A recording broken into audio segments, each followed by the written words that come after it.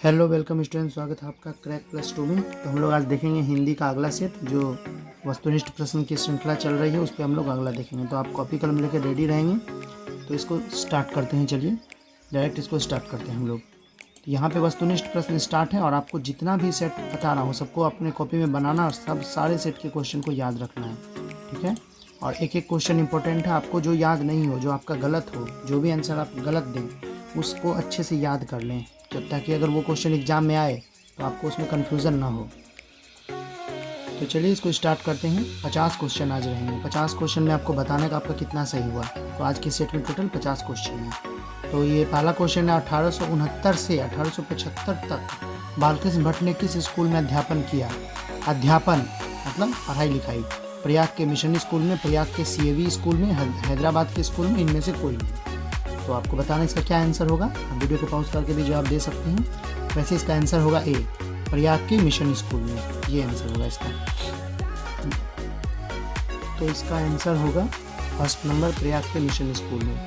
Next हम लोग देखते हैं, रेल का विकट खेल किसकी रचना है। आपको इसका आंसर बताना है। इसका आंसर होगा सी, बालकृष्ण भट्ट की रचना है रेल का विकट खेल। नेक्स्ट हम लोग देखते हैं, बालकृष्ण भट्ट कैसे स्वभाव के व्यक्ति थे। आपको बताना है कैसा स्वभाव था उनका। उग्र स्वभाव था उनका, सी होगा, उग्र स्वभाव था बालकृष्ण भट्ट का। आपको याद रखना है ये सारा बात। चौथा क्वेश्चन हम लोग देखते हैं, गुलेरी जी ने कुल कितनी कहानियाँ लिखी थी। कहानियाँ तो गुलेरी जी ने 3 ही लिखी हैं टोटल, तो इसका आंसर हम लोग लिखेंगे 3। नेक्स्ट हम लोग देखते हैं, गुलेरी जी की कहानी उसने कहा था किस शहर के भीड़ भरे बाजार से। तो आपको भूलना नहीं है, अमृतसर से कहानी शुरू हुई थी, अमृतसर के भीड़ भरे बाजार से। तो 5 का हो जाएगा सी। नेक्स्ट देखते हैं, भारतीय सिपाहियों का किसके साथ संघर्ष हुआ था। तो कौन था, जर्मन लेफ्टिनेंट साहब जो थे, तो जर्मनी, यहाँ डी होगा आंसर, 6 का डी हो जाएगा। 7 नंबर का हम लोग देखते हैं, जयप्रकाश नारायण 1974 में आपातकाल के दौरान किस आंदोलन के लिए जेल गए थे। तो जयप्रकाश आंदोलन तो जब जेल गए तो छात्र आंदोलन के दौरान गए थे, ये होगा आंसर। नेक्स्ट देखते हैं, जयप्रकाश नारायण के पिता का क्या नाम था। जगत दयाल, भगत दयाल। आपको बताना है इसका आंसर। तो इसका आंसर तो सी लग रहा है, हरसु दयाल, यही होगा, हरसु दयाल। रेणुका किसकी रचना है। 9 नंबर का क्वेश्चन में रेणुका किसकी रचना है। तो इसका आंसर होगा रामधारी सिंह दिनकर की। इसको कैसे समझना है, रामधारी में भी रॉ है, रेणुका में भी रॉ है, तो आपको समझना है, भूलना नहीं है। रेणुका को रामधारी से जोड़ दीजिए।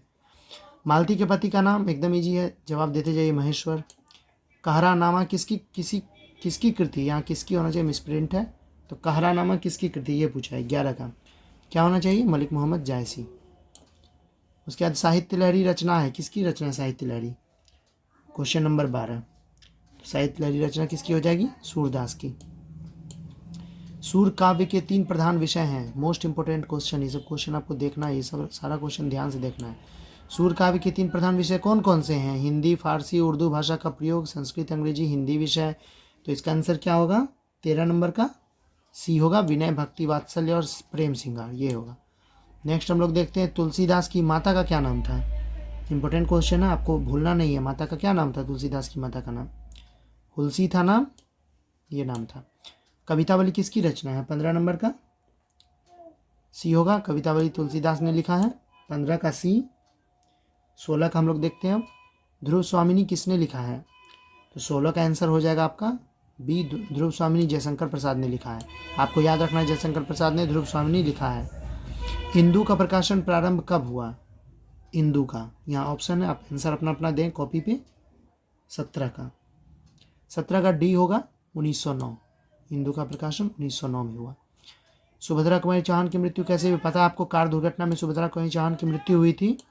बिखरे मोती कहानी संग्रह जो है वो किसके द्वारा लिखा गया, बिखरे मोती, 19 नंबर का सी, सुभद्रा कुमारी चौहान ने बिखरे मोती लिखा है। यहाँ पे मैं आपको सी बताया हूँ इसका आंसर, बिखरे मोती का सुभद्रा कुमारी चौहान। 20 नंबर आपको देखना है, दूसरा सप्तक किसने लिखा है। दूसरा सप्तक लिखा है शमशेर बहादुर सिंह ने, दूसरा सप्तक लिखा शमशेर बहादुर सिंह ने। विद्यालय का संधि विच्छेद, आइए यहाँ से व्याकरण शुरू है, विद्या जोड़ा लें। संचय का जैसे 100 में अनुस्वार है ना, तो अनुस्वार का मौ हलंत होता है, तो यहाँ पे होगा मौ हलंत, संचय, ये होगा। यथोचित का संधि विच्छेद होगा यथा जोड़ उचित, ए नंबर हो जाएगा। नीरव का संधि विच्छेद होगा निह जोड़ रव, नीरव हो चाहे धीरज हो, इस सब का संधि विच्छेद निह जोड़ रव होगा, सी। तथापि का संधि विच्छेद कौन सा होगा? तथापि का क्या होगा? तथा जोड़ अपि, ये होगा तथा जोड़ अपि, तथापि। अतिशय में कौन सा उपसर्ग है? उपसर्ग मतलब जो शब्द के पहले लगता था। अतिशय में ये उपसर्ग है, सी नंबर अति। स्वागत में उपसर्ग है, तो स्वागत का सबसे पहले आपको संधि विच्छेद करना होगा। उसका संधि विच्छेद होता है सु जोड़ आगत, तो सु इसमें उपसर्ग होगा। बहुत विद्यार्थी को समझ में नहीं आएगा, बट यहाँ सु ही होगा उपसर्ग, स्वा नहीं लिखना है आपको, सु। सौ में हर्षु का। प्रभुता में कौन सा प्रत्यय है? 28 नंबर, तो 28 नंबर का आंसर होगा ए, ता प्रत्यय है प्रभुता में। उसके बाद गायक में प्रत्यय है, गायक में कौन सा प्रत्यय है? गायक में बी नंबर का प्रत्यय है अक। उसके बाद हम लोग को देखना बाछे खिलना मुहावरा का क्या अर्थ है? 30 नंबर में है सी, अत्यंत प्रसन्न होना। बाछे खिलना का अर्थ होता है अत्यंत प्रसन्न होना। उसके बाद है हाथ पैर मारना मुहावरे का क्या अर्थ है? हाथ पैर मारना का क्या अर्थ होना चाहिए? 31 नंबर का आपको बताना है आंसर। काफ़ी प्रयत्न करना, उसने बहुत हाथ पैर मारा यानी उसने काफ़ी प्रयत्न करने की कोशिश की, तो इसका यही होगा। लेने के देने पढ़ना मुहावरे का क्या अर्थ है? 32 नंबर का आपको बताना है। लेने के देने पढ़ना मुहावरे का अर्थ हुआ लाभ के बदले हानि, ये होगा। सोमवार संज्ञा है, मैंने बताया था किसी खास दिन का नाम, महीने का नाम, सब वो कौन सी संज्ञा होगी? व्यक्तिवाचक। क्वेश्चन है घर संज्ञा है, घर कौन सी संज्ञा है? तो घर कहने से किसी खास घर का बोध नहीं होता, क्योंकि घर का मतलब है दुनिया के सारे घर, तो ये हो जाएगा जातिवाचक संज्ञा। नेक्स्ट है राम कलम से लिखता है, इसमें से किस कारक की विभक्ति है? से, यहाँ जो से लिखा हुआ है ये किस कारक की विभक्ति है? तो इसका आंसर होगा करण, करण कारक। कर्ता ने कर्म को करण से, करण का चिन्ह होता है से। 36 नंबर है गीला का विलोम क्या होगा? तो गीला का विलोम क्या होना चाहिए? सूखा। उग्र का विलोम क्या होगा? उग्र का विलोम होना चाहिए क्या? सौम्य, डी नंबर 37 का डी। उसके बाद 38 का हम लोग देखते हैं, जागरण का विपरीतार्थक शब्द क्या है?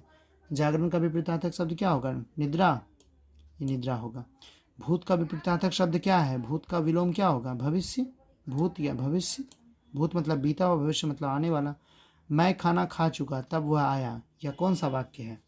तो मैं खाना खा चुका तब वह आया, यानी कि ये दो वाक्य यहाँ पे दोनों मिश्र है, तो मिश्र वाक्य होगा इसका आंसर। 40 का बी। चतुर्थ शब्द है, चतुर्थ जो शब्द है वो कैसा शब्द है? तद्भव है, देशज है, तत्सम, विदेशज है। तो शब्द को कैसे पहचानेंगे आप? चतुर्थ जैसे शब्द है तो वो तद्भव है, मतलब जो संस्कृत से हिंदी में आया है, चतुर्थ शब्द तद्भव है। एकदम सटीक आंसर है, कंफ्यूज नहीं करना, यही आंसर सही होगा। नेक्स्ट है खिड़की शब्द है, खिड़की तो देश के अंदर बोला जाने वाला वर्ड है खिड़की, तो 42 का ही होगा देशज, जो देश के अंदर जन्म लिया है वैसा।